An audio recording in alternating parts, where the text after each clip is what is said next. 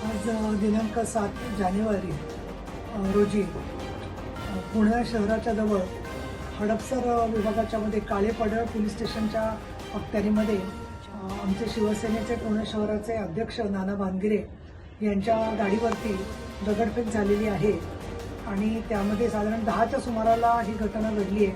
9:15-10च्या सुमाराला त्याची दखल पोलिसांनी घेतलेली आहे. मी स्वतः देखील CP आणि वरिष्ठ अधिकाऱ्यांशी बोलते.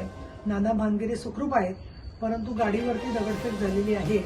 अशा निवडणुकीच्या वेळेला एक बाजूला आदर्श आचारसंहितेचा आग्रह निवडणूक आयोग आणखीन समाजातल्या शासनातल्या सगळ्या यंत्रणा करत असतानाही शहर अध्यक्षांवरती अशा प्रकारची त्यांच्या गाडीवरती दगडफेक व्हावी ही अत्यंत खेदजनक आणि चिंता वाढवणारी बाब आहे. गृहराज्यमंत्री योगेश कदम यांच्या 2 सभा पुणे शहरामध्ये वेगळ्या भागामध्ये होत्या.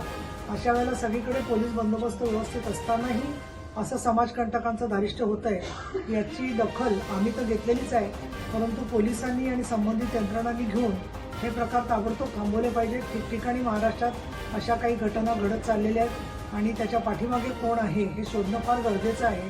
कारण एक ती फक्त व्यक्ती नसते, तर ती एक प्रवृत्ती असते, हे त्यातला महत्त्वाचा भाग आहे.